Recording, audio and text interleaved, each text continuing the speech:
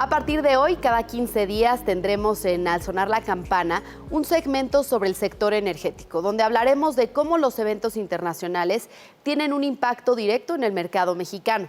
Por ejemplo, cuando inició el tema de la apertura energética en nuestro país, los ciclos combinados, el BTU en México estaba a $3 el millar. Hoy ya se encuentra a $10. Por otro lado, el año pasado los precios del barril de crudo superaron los $100 y este año están cerca de ese precio, lo que ha llevado al gobierno mexicano a subsidiar los combustibles, lo que obviamente tiene un impacto en las finanzas públicas. Estos son solamente un par de ejemplos de todo lo que ocurre en el sector y que nos interesa. Así que demos inicio a nuestra primera mesa de análisis. Today, I am glad to introduce the Ambassador Carlos Pascual, Senior Vice President of Global Energy and International Affairs at S&P Global Commodity Insights at IHS Markit. Also, we have here Oksana Antonenko, Director of Global Political Risk at Control Risk, UK-based, and David Enriquez, partner at Goodrich, who will be participating in this segment every 2 weeks as an expert in the energy sector. Welcome, all of you. Thank you very much. Thank you. Thanks very much. Well, nowadays there are many concerns about the repercussions of the war in Ukraine, which disrupted food and fuel flows and exacerbated inflation globally. This week, the International Monetary Fund warned about a possible recession. This is what we'll be talking about today. I would like to start with the historical facts. This is not the first time that we go through this situation. We saw an energy crisis, for example, in the US in the 1970s. David, would you like to start with this? Thanks very much, Susana. It's a pleasure to be with you, Ambassador Pascual, Dr. Antonenko. It's a pleasure to be here. Let me briefly start by saying the following. Last year, by the end of last year, a number of scholars, including Columbia's Professor Bordoff and Dr. Megan Sullivan, anticipated a rather difficult energy transition. Now, with the reinvasion of Russia to Ukraine, I would say that it's rather that running in a slippery floor might be too risky. In the 70s, as you correctly said, Susana, we had what I would call an oil crisis, but not a truly global energy crisis that really includes the remaking of the energy system, not only the way in which we produce or generate oil or power, but also the storage, the distribution, and so on.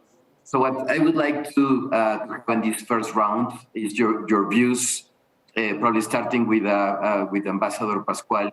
Which are the differences between this oil crisis in the 70s as compared to the energy crisis that we have?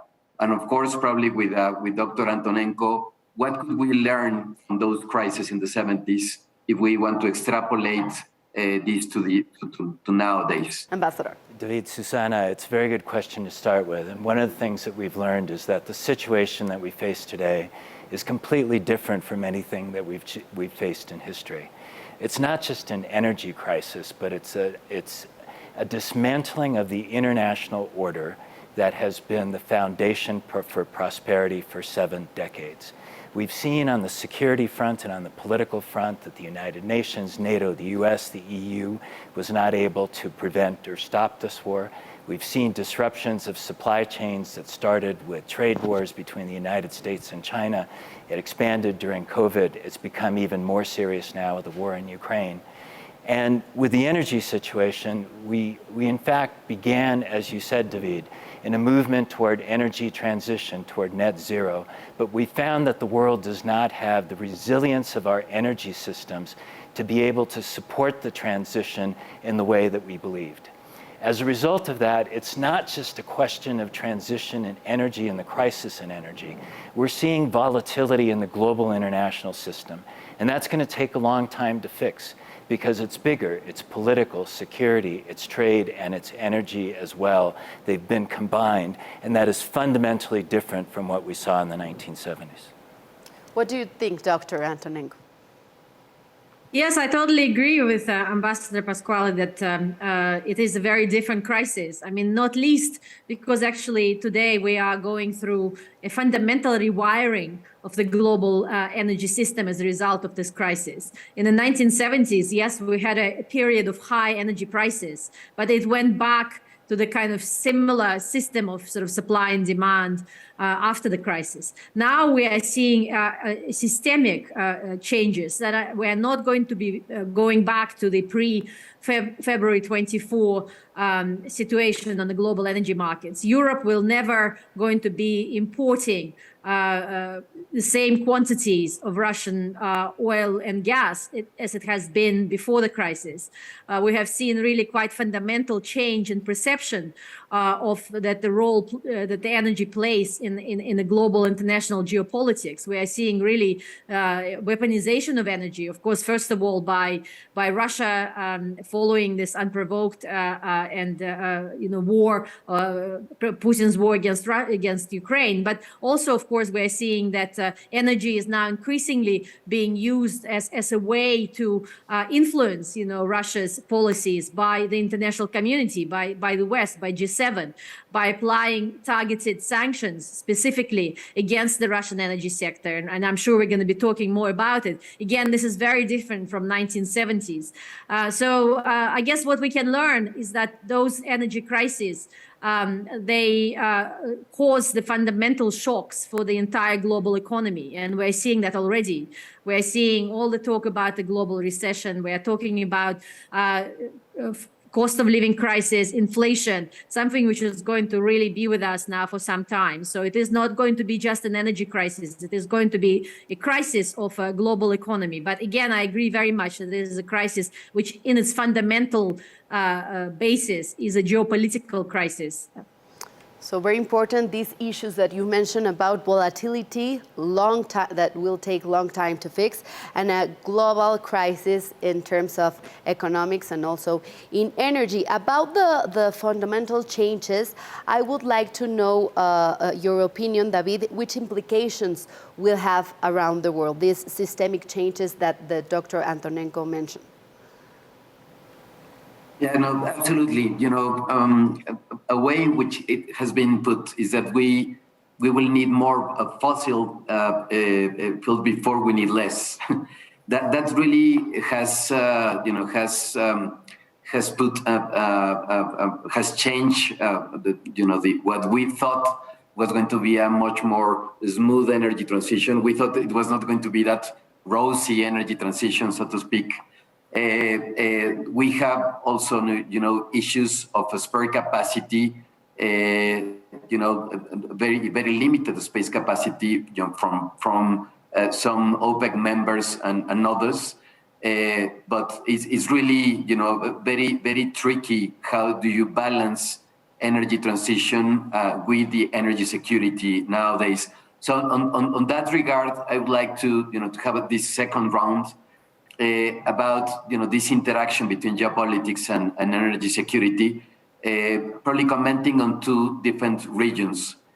On the one side, I would like to probably have the opinion of Ambassador Pascual as to the relationship or the geopolitical relationship between China and Russia. That interaction that is probably re-empowering or further re-empowering China in a geopolitical sense vis-a-vis Russia, and how it has to come with a concrete discount, how the exports from Russia will come in a specific discount, and then probably with Dr. Antonenko comment on the role of the Gulf, of the Arab countries and the interaction, and how in this sense of needing more fossil before needing less in the energy transition, how this geopolitical environment in the Gulf countries is affecting the rest of the world. So this interface in the two regions. I think that I would frame the situation as a challenge of managing a trilemma: energy security, energy transition, and affordability. because if it's not possible to have sufficient supplies on the table, it's going to boost prices up, it's going to cause political price crises, it's going to reduce support for the energy transition. What we've learned is that the three of these things have to be managed together, and that politics are a central part of it. On the issue of Russia and China, fundamentally today, Russia needs friends. Russia needs any friends. One of the things that it's done is looked to China and India to purchase the supplies of Russian oil and gas, but in particular oil, that has been fundamental to Russia's revenues that have been coming forward. China has done that, but with certain limits. And partly those limits have been because of COVID internally within China, which have reduced demand, as well as its own problems with the real estate sector, which have reduced demand as well. I think that more fundamentally, the issue with China is one that you see with the United States. There is a fundamental competition between China and the United States for economic leadership going into the future. China has made a decision that it will be the leader in renewable energy. It's number one in adding renewable energy to its economy. It's number one in solar panels. It's number one in electric vehicle sales. It's number one in the control of batteries. The United States is seeking to catch up. You ask why the United States passed the Inflation Reduction Act, which is really a focus on clean energy and climate change. It's partly because of climate change, but it's partly because of that competition with China. The same thing with the CHIPS Act on microchips, the same thing with the Bipartisan Infrastructure Act. And so we have to take this context that for China, it is for them, and they are the first country that took a national security decision that making the move to investing in renewable energy, reducing their dependence on oil and gas, is a national security decision. It's not just a climate decision. That fundamentally influences the United States. China will, yes, be involved with Russia. It ideally would want to present with Russia an alternative approach to order in the world. Russia has destroyed that because of the way that it's managed the war. China is finding a way to use this situation to be able to maintain its energy security, but I can assure you its fundamental goal will be to advance in a way that it reduces its dependence on oil and gas for the future. Okay, Dr. Antonenko.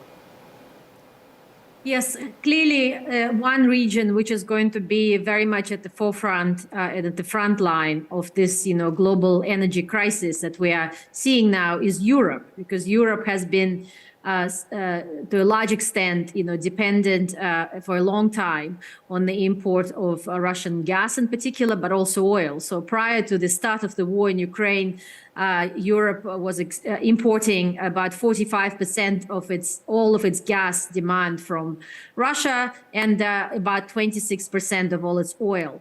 And it has decided now, in response to Russia's invasion of Ukraine, to reduce and eventually and quickly to eliminate those imports. And this is really what caused a lot of this, increase in prices, because, of course, Russia responded by cutting supplies of gas in particular. And Europe is about to implement on the 5th of December the embargo or ban on the imports of all seaborne Russian oil into Europe.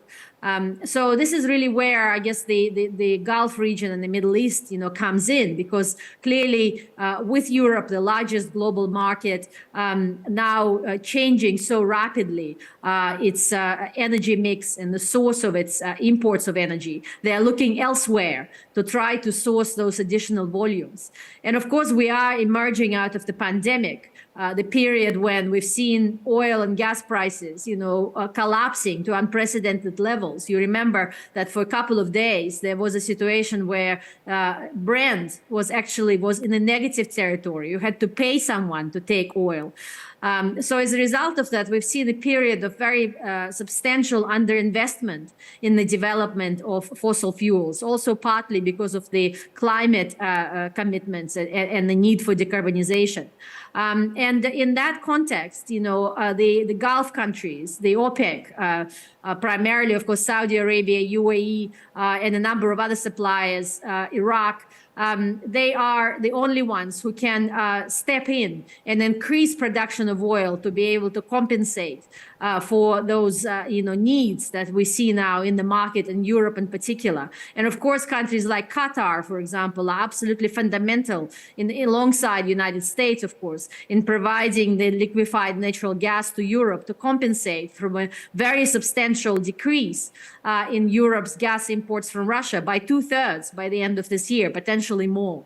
But at the same time, we're also seeing that those countries in the Gulf, they are also finding this crisis hard to navigate. And one of the reasons for that is that, they're really in the environment where, for many, many years, the OPEC, this, cartel, which was managing the supply of oil to the markets, has been really trying to regulate this balance between supply and demand. Mm-hmm. And at the moment, we are in this unprecedented uncertainty where we have no idea where the supply will be coming from, how fast Russia is going to cut supply, what kind of weaponization of energy we are going to see from now on.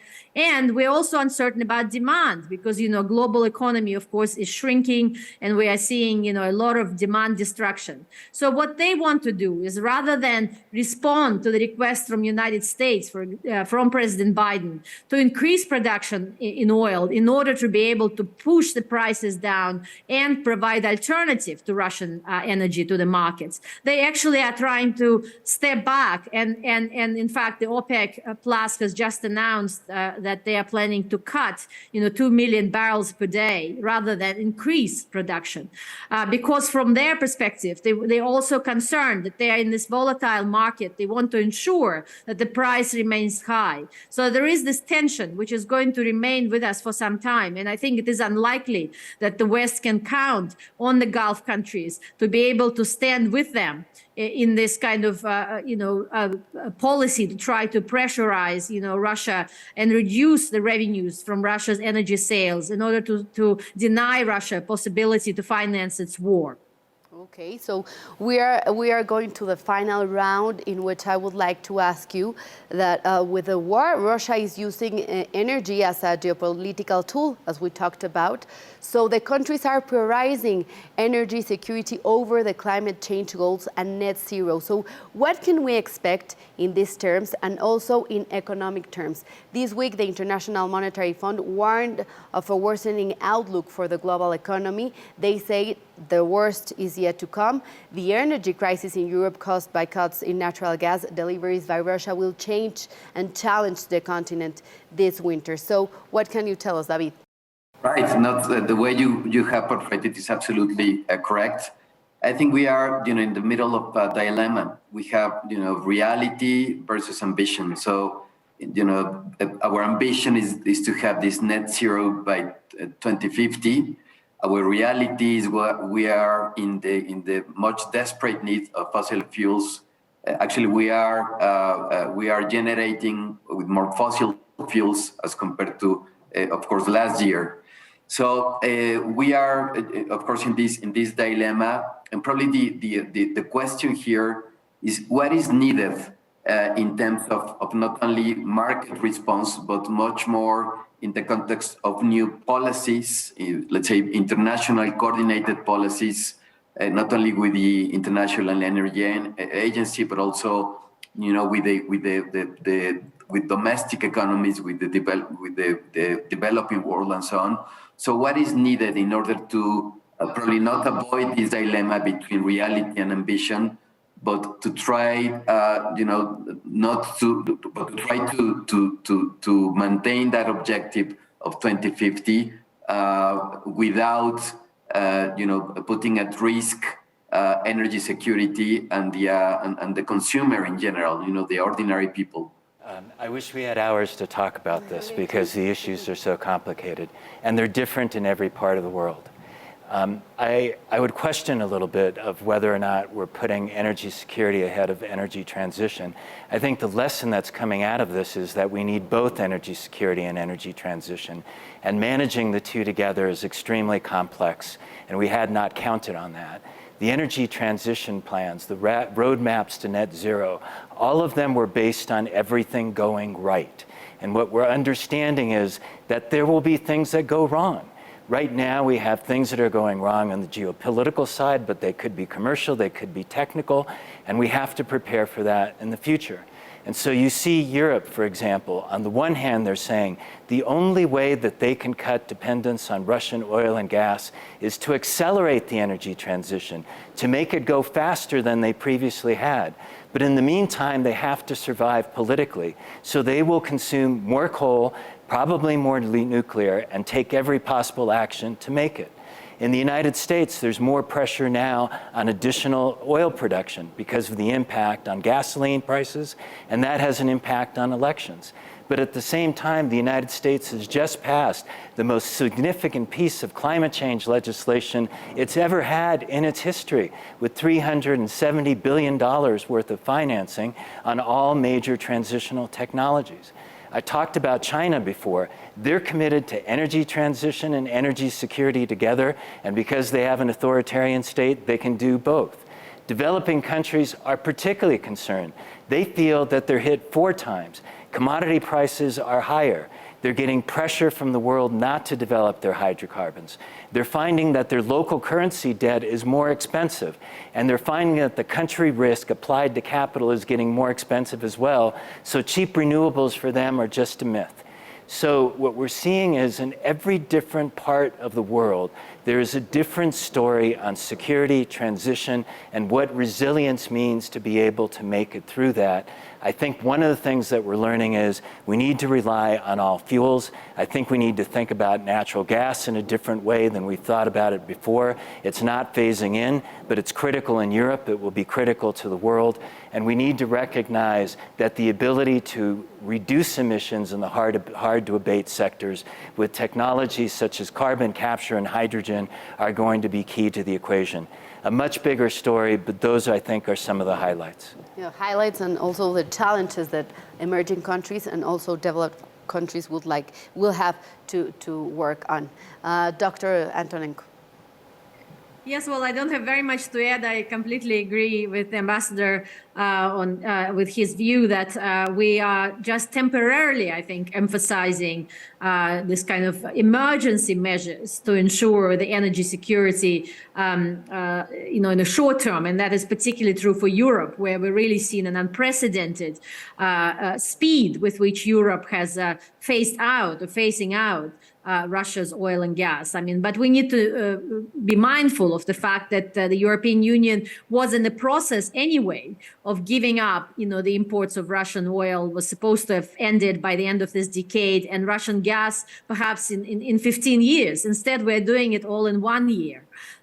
So therefore, we need to go back to coal, we need to go back to nuclear, we need to go back really to kind of all polluting technologies just to fill in this gap. But I totally agree that we are still very much in the process where the energy transition is something which is a strategic direction, which is not going to change as a result of this war and as a result of this crisis.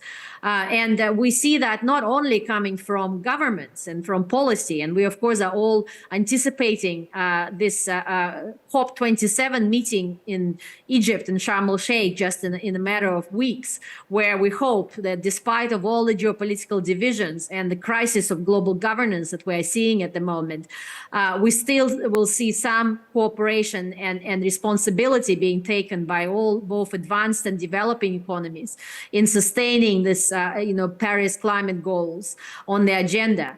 But also the demand is coming from business. We are now in the environment where even today, with energy crisis, it is now cheaper to generate electricity from renewables. So it makes sense to continue to accelerate the transition. And of course, from consumers, from the population, we still see very much a demand for greener and more sustainable solutions. I'm here in the United Kingdom, where the government has just announced the return to fracking, and despite of the increase in cost of living and really a lot of challenges that people are facing with high energy bills. There's still a major popular opposition to fracking in the UK because they do not want to see fossil fuels and green technologies being invested in the long run. They see it as a kind of immediate short-term solution for this winter, perhaps. But they certainly want to see more investment in renewables and really acceleration of energy transition.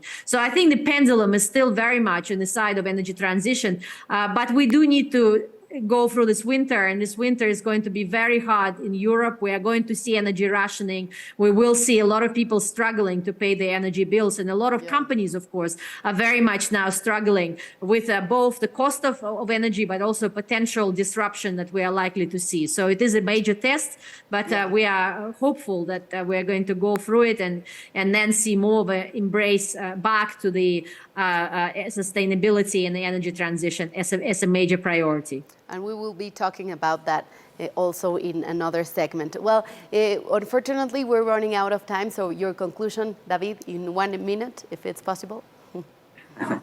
Well, dilemmas on dilemmas. I think, reality is overwhelming, but that shouldn't, take us out of the 2050 path towards net zero emissions.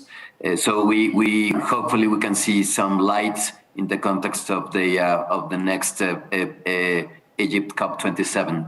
So with that, thanks very much, Susana. Thanks very much, Ambassador Pascual and Dr. Antonenko.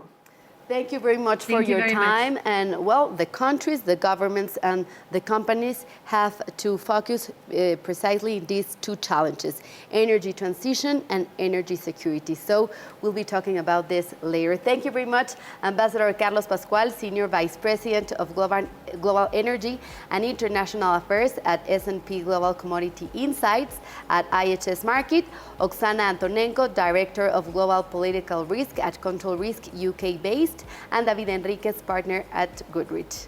Thank you very much. Thank you. Thank you. Thank you, Susana. Thank you.